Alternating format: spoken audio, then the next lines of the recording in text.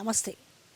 So ఇప్పుడున్న place చూస్తుంటే మనకి కాళేశ్వరం కహానీ గురించి ఎన్నో కథనాలు, ఎన్నో కహానీలు వస్తున్నాయి కానీ అసలు విషయం అనేది ప్రజలకు ఏంది అనేది అర్థమవుతలేదు.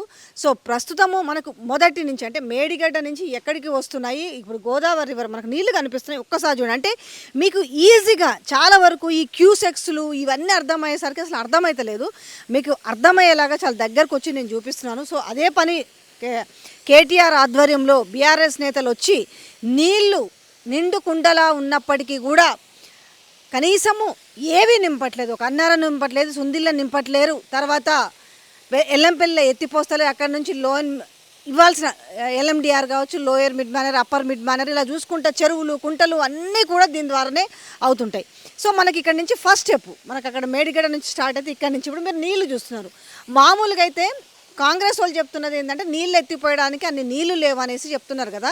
ఇప్పుడు నీళ్ళు ఎన్ని ఉన్నాయి అని అంటే మామూలుగా ఈ లక్ష్మీ పంప్ హౌస్ మీరు అప్పుడు విన్నారు కదా, మీకు ఈజీగా అర్థమయ్యే భాషలో. అప్పుడు పంప్ హౌజులు మునిగిపోయినాయి అనేసి కాంగ్రెస్ వాళ్ళు చాలా ప్రచారం చేశారు కదా. సో ఆ కథ మీకు ఆ పంప్ హౌజులు కూడా మీకు చూపిస్తాను నెక్స్ట్ స్టెప్లో. ఇక్కడ నీళ్ళు కనబడుతున్నాయి. మామూలుగా ఈ నీళ్ళు ఎంత ఉండాలి, 40,000 క్యూసెక్ల పైన. ఎందుకంటే చెప్పక తప్పదు, కొంచెం అర్థం చేసుకోండి. అంటే ఏంది, నీళ్ళు ఎత్తిపోయాలి అని అంటే 40,000 క్యూసెక్ల పైన ఉంటే నీళ్ళని లిఫ్ట్ చేసి, సో ఒకసారి చూపించి సురేంద్ర, ఈ నీళ్ళు కనబడుతున్నాయి మీకు ఇప్పుడు.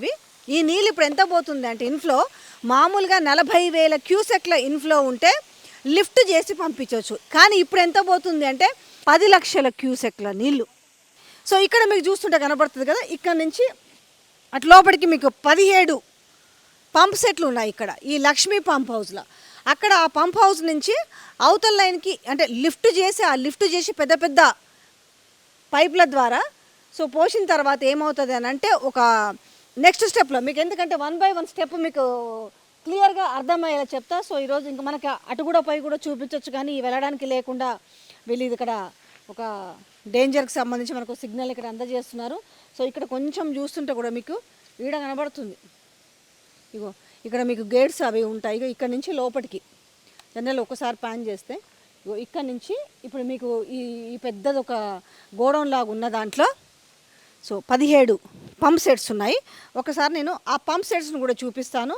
సో వాళ్ళు వచ్చిన తర్వాత కూడా జనాలకు చెప్పే ప్రయత్నం ఏంది, నిండు కుండలా ఉన్నప్పటికీ ప్రాజెక్టుల నీళ్ళు ఎందుకు నింపుతలేరు, గోదావరి నీళ్ళు పుష్కలంగా ఉన్నప్పటికీ కూడా వానాకాలంలో నింపి పెట్టుకోకపోతే రేపు పరిస్థితి ఏంది, రేపు యాసంగి పంట పరిస్థితి ఏంది, ఖరీఫ్ అంటే ఈ వానాకాలంతో అట్లా ఇట్లా కొనసాగించుకుంటూ లాక్కుంటూ వచ్చినప్పటికీ రేపు యాసంగిలో పంటలకు నీళ్లు కావాలన్నా లేకపోతే తాగునీళ్ళు కావాలన్నా కుంటలు చెరువులు అన్నీ నింపుకుంటూ పోతేనే రేపు యాసంగికి ఇబ్బంది రాకుండా ఉంటుంది, తాగునీటికి ఇబ్బంది రాక ఉంటుంది. కానీ ఎందుకంటే ఎట్లయినా సరే గత ప్రభుత్వాన్ని బదనాం చేయాలి, కాళేశ్వరం పేరుతోటి వీళ్ళు ఎక్కడ ఇదవుతారో అనేసి కాళేశ్వరం నుంచి మనము ఏవేవైతే కథలు వండి వారుస్తున్నామో ఆ కథలు నిజమే అని నమ్మాలి అని అంటే, ఎందుకంటే 92,000 కోట్ల పైచిలుకైన ఖర్చును కాస్త 1,50,000 కోట్ల బడ్జెట్ అయింది, ఇందులో 1,00,000 కోట్లు తిన్నారని చెప్పారు. ఇది చెప్పినప్పుడు మరి నీళ్ళు లేకపోతే అది నిజమని నమ్మాలి కదా జనాలు. సో అందుకోసమని దాన్ని ఒక అబద్ధాన్ని నిజాన్ని చేయాలంటే తప్పదు. ఎందుకంటే ఏదో వంక పెట్టాలి. ఇప్పుడు ఎన్డీఎస్ఏ పర్మిషన్ లేదు, ఎత్తిపోస్తే ఇబ్బంది అవుతుంది అంటే ఇట్లా నానా కథలు చెప్పుకుంటూ కాలం గడుపుతున్నారు తప్ప ప్రజలకు నీళ్ళిచ్చే వాళ్ళకు చిత్తశుద్ధి లేదు, తెలంగాణ ప్రజల మీద ప్రేమ లేదు. పోనీ నీళ్ళ మీద అవగాహన ఉందంటే మరి ఈ మూడిట్లలో ఏమనుకోవాలి, ఏదక్కర్లే, మనకు రాజకీయ కక్షే కావాలి. ఇక్కడ నీళ్ళు ఇంతగానం అంటే 40,000 క్యూసెక్లు నీళ్ళు ఉంటే చాలు, కానీ 10 లక్షల క్యూసెక్లు ఉన్నాయంటే అర్థం చేసుకోండి. నీళ్ళు ఎంత బాగా ఎత్తిపోవచ్చు, కానీ ప్రతిదానికి సాకులే. మేడిగడ్డ గేట్లు ముయ్యలేము, గేట్లు మూస్తేనే కదా నీళ్ళు ఆగేది, గేట్లు మూస్తే ఇదవుతుంది అదవుతుంది, అయినా 4 గేట్లని పక్కన పెట్టి మిగతా గేట్లన్నీ మూసి కనీసం పంపుల ద్వారా ఎత్తిపోయచ్చు అని చెప్తున్నప్పటికి కూడా వినకుండా సో ప్రజలని ఆగం చేసే పరిస్థితిలో ఉన్నారు. మీకు స్టెప్ బై స్టెప్ చూపిస్తాయి. సో మీకు నేను అటువైపు చూపించాను కదా, 4 ద్వారా నీళ్ళు ఎంత వస్తుంది, 40,000 క్యూసెక్ల పైన నీళ్లు ఉంటాయి. అంటే మీన్స్ ఎత్తిపోయడానికి అనుగుణంగా ఎన్ని వేల క్యూసెక్లు అవసరం అనేది అక్కడి నుంచి మొదలు పెడితే ఈరోజు 10 లక్షల క్యూసెక్ల నీళ్ళు మీకు అవతల నుంచి మీకు ఇది కనిపిస్తున్నాయి కదా. మీరు ఒకసారి చూస్తే ఇవే 17 పంప్ సెట్లు మీరు చూడొచ్చు, చివరిది నెంబర్ కూడా చూడొచ్చు. సో మెగా ఇంజనీరింగ్ వాళ్ళు చేసినది అది. సో ఆ చివరి నుంచి మొదలు పెడితే ఈ చివరి వరకు ఉన్నవే ఇవి 17.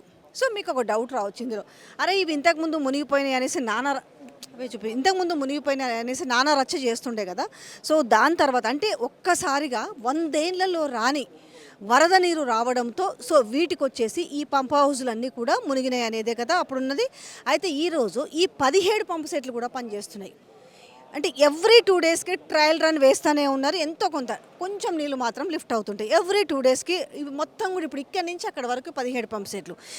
సో ఇక్కడ మీకు ఒక ఆ బ్లూ వాటి కింద ఉంది కదా పెద్ద పైపు, ఒక్కసారి ప్యాన్ చేసి చూపించేది. ఆ పెద్ద పెద్ద పైపులు ఏవైతే ఉన్నాయో వాటి ద్వారా ఈ పైకి లిఫ్ట్ అయ్యి అవతల ఒక గ్రీన్ పైపులు ఉంటాయి, అందులోకి ఇది అవుతాయి. కొంచెం మీకు కష్టమే అయినప్పటికీ కూడా మీకు ఇవి కనపడుతున్నాయి. ఈ 17 పంప్ సెట్లు ఉన్నాయి. ఇప్పుడు ఈ 17 పంప్ సెట్లు కూడా నడుస్తున్నాయి. అంటే ఇక్కడ ఉన్న మనకి దీనికి సంబంధించిన సైట్ ఇంజనీర్స్ కావచ్చు, దీనికి సంబంధించిన హయ్యర్ అఫీషియల్స్ అంతా కూడా మనకు మీడియా ముందు మాట్లాడతలేరు, కానీ వాళ్ళంతా కూడా చెప్తున్నారు ఇప్పుడు ఈ 17 పని చేస్తున్నాయి, మాది డైలీ రొటీన్, మేము ఎవ్రీ 2 డేస్ కూడా వీటిని ట్రయల్ రన్ చేస్తూనే ఉన్నాం అనేసి అనిపిస్తుంది కదా. ఇదంతా కూడా దానికి ఆ 17 పంప్ సెట్లకు సంబంధించిన ఒక స్ట్రక్చర్. ఇదంతా కూడా ఇక్కడ నుంచి మీకు లిఫ్ట్, ఇక్కడ నుంచి పెద్ద మీకు ఇవి కనిపిస్తున్నాయి చూడు. ఇప్పుడు క్లోజ్ చేసి పైన మీకు డెక్ లాగా వేశారు కదా, ఆ పెద్ద ఇవన్నీ కూడా అవే, ఇవన్నీ కూడా లిఫ్ట్ అవుతాయి. ఆ నీళ్ళు మీకు అటువైపు నుంచి ఒక్కసారి మీకు విండో నుంచి చూపించి, ఇందాక మీకు ఆ రివర్ నీళ్ళు చూపించాం కదా అవతలివి, ఆ నీళ్ళ నుంచి సో ఈ కిందికి ఆ పంపుల వాటికి వస్తుంది. అక్కడి నుంచి ఆ వెల్లోకి వచ్చిన తర్వాత అక్కడి నుంచి ఇవి పంపింగ్ అవుతాయి. లిఫ్ట్ ద్వారా పంపింగ్ అయిన తర్వాత మీకు బయట వైపు పైపులను కూడా సో ఇక్కడ నుంచి వెళ్తున్నాయి చూడు, ఇగో ఇటు. సరే, మీకు ఇందాక నేను వివరించి చెప్పాను కదా, ఎత్తిపోసే అన్ని నీళ్లున్నా కూడా నేను తెలంగాణ ప్రజలకు అర్థమయ్యే భాషలోనే చెప్పించే ప్రయత్నం చేస్తున్నా. ఎత్తిపోసే నీళ్ళు ఉన్నప్పటికి కూడా ఎందుకు ఎత్తిపోస్తలేరు? రేపు ఇప్పుడే కష్టం ఉందంటే రేపు యాసంగి పంటల సంగతి ఏంది, తాగునీటి పరిస్థితి ఏంది, గ్రౌండ్ వాటర్ పరిస్థితి ఏంది? సో దీని గురించి మీకు ఇంకాస్త వివరంగా తెలియాలంటే మనతో రాకేష్ గారు ఉన్నారు. నమస్తే అండి రాకేష్ గారు. జర్రా ఒకసారి చెప్పండి జనాలకు అర్థమయ్యేటట్టు. నీళ్లు ఉన్నాయి ఇస్తలేరు అంటున్నారు, మరి నీళ్ళు ఎంత ఉన్నాయి, ఎందుకు ఇస్తలేరు, తెలంగాణ ప్రజల్ని ఎందుకు ఇబ్బంది పెడుతున్నారు? ఈడ గోదావరిలో కావాల్సిన నీళ్లు ఉన్నాయి, మోటార్లకు ఎంత అందన్నో ఫుట్బాల్కి అందే అన్ని నీళ్లు ఉన్నాయి. అవి ఎత్తిపోస్తే మనకు తప్పకుండా నిన్న మనం ఏదైతే లోవర్ మానేర్ డ్యామ్ పోయినామో ఆ డ్యాములు నింపొచ్చు, మిడ్ మానేర్ కూడా నింపొచ్చు. కానీ నీళ్లున్నా కానీ ఎత్తిపోసేటువంటి బుద్ధి లేనటువంటి కాంగ్రెస్ పార్టీ ఈరోజు రేవంత్ రెడ్డి ప్రభుత్వం మొత్తం నీళ్ళనన్నీ కూడా ఆంధ్రకు మరలిచ్చేటట్టు పోలవరం ఎట్లా కట్టాలని చెప్పేసి ఆలోచిస్తారు తప్పితే ఇక్కడ ఉన్నటువంటి కాళేశ్వరానికి పొక్కబెట్టి తమాషా చూస్తున్నారు. ఒక్కటే చెప్తున్నాం, ఈరోజు వర్షాభావ పరిస్థితులు మంచిగా లేవు, నీళ్ళు ఇక్కడ ఉన్నాయి, నీళ్ళు ఎత్తిపోసుకుంటే మనకు పంటలు పండుతాయి. కాబట్టి ఇక్కడ పోతున్నాయి ఆల్రెడీ, అంటే 40,000 క్యూసెక్లు పోతే మనం ఎత్తిపోయచ్చు. కానీ ఈరోజు 10 లక్షల క్యూసెక్ల నీళ్లు ఇడికెంచి పోతున్నాయి. కాబట్టి ఆ నీటిని వినియోగించుకునేటువంటి అవసరం ఉన్నా కానీ వాంటేళ్ళు ఇప్పుడు ఒకవేళ నిజంగానే మేడిగడ్డ దగ్గర ఆ గేట్లు ఎత్తిపెట్టిరు కావచ్చు, కానీ అన్నారం గేట్లు ఎందుకు ఎత్తిపెట్టిరు? అన్నారం గేట్లను మూస్తే మనం వెంటనే నీళ్ళు ఎత్తిపోసుకోవచ్చు. ఆ నీళ్లు పోసుకునే ఫెసిలిటీ ఉన్నా కానీ వీళ్ళు ఇంతవరకు దాన్ని వాడట్లేదండి. అంటే కావాల్సుకొని అంటే బదనాం చేయాలి, ఎందుకంటే ఈ యొక్క కాళేశ్వరం మీద కథలు వండుతూ ఉన్నారు. ఆ అబద్ధాలు నిజాన్ని చేయాలంటే ఈరోజు నీళ్ళు ఉన్నప్పటికి కూడా ఇస్తలేరు అనేదా మీరు చెప్పేది? తప్పకుండా అండి, ఎందుకంటే గతంలో మనం చూసినాం ఈడికేంచి కాళేశ్వరం నీళ్లు అప్ టు సూర్యాపేట దాకా పోయినాయి. ఇప్పుడు వరంగల్ కావచ్చు, సూర్యాపేట కావచ్చు, అంటే ఉమ్మడి వరంగల్, ఉమ్మడి నల్గొండ జిల్లా, అదేవిధంగా కరీంనగర్ జిల్లాకు ఈరోజు కాళేశ్వరమే వరప్రదాయిని. అండ్ నెక్స్ట్ వచ్చేసి ఎస్ఆర్ఎస్పి ఫేజ్ 1 కంప్లీట్ అయింది, కానీ ఇంతవరకు ఎప్పుడు కూడా ఫేజ్ 2 ఫేజ్ 3కి నీళ్లు పోలేదు. కాళేశ్వరం అయిన తర్వాతనే ఫేజ్ 2కు ఫేజ్ 3కి నీళ్లు పోయినాయి. కాబట్టి నల్గొండ దాకా నీళ్లు పోవాలంటే, సూర్యాపేటలో పంటలు వేసుకోవాలంటే కాళేశ్వరం మోటార్లు నడితేనే పంటలు వేసుకోవచ్చు, లేకపోతే పంటలు వేసుకునే పరిస్థితి కూడా లేదండి. ఒక్కసారి ఆ లెవెల్ కూడా చూపించు, అంటే మీకు ఒకటి అర్థమవుతుంది. మీకు అక్కడ లెవెల్ కనిపిస్తుంది చూడండి, అంటే నీళ్లు లేవు అనే సాకుతోటి అంటే ఎత్తిపోసే ప్రయత్నం చేస్తలేరు అని చెప్పడానికి కూడా మీకు ఇక్కడ నుంచి కనిపిస్తుంది చూడండి ఎంత ఉంది అనేది. ఆ లెవెల్ అక్కడ మనకు కనిపిస్తుంది. ఒక్కసారి క్లోజ్ చేసుకుంటే మనకు 94 వరకు కనిపిస్తుంది. 90 నుంచి అంటే 85 నుంచి కూడా అంటే ఫుట్బాల్కి అందే అంత నీళ్ళున్నా కూడా ఎత్తిపోయచ్చు. మనకు ఆ లెవెల్ కనిపిస్తుంది చూడండి. అంటే 40, మళ్ళీ ఇంకొక భాషలో చెప్పాలంటే 40,000కు పైన క్యూసెక్లో ఉంటే ఎత్తిపోయచ్చు అన్నారు. కానీ ఇప్పుడు ఉన్న నీళ్ళది ఎంత ఉంది పోతుంది అని అంటే 10 లక్షల క్యూసెక్ల నీళ్ళు, 10 లక్షల క్యూసెక్ల నీళ్ళు గోదావరిలో ఉన్నప్పటికీ సో ఇక్కడ మనకు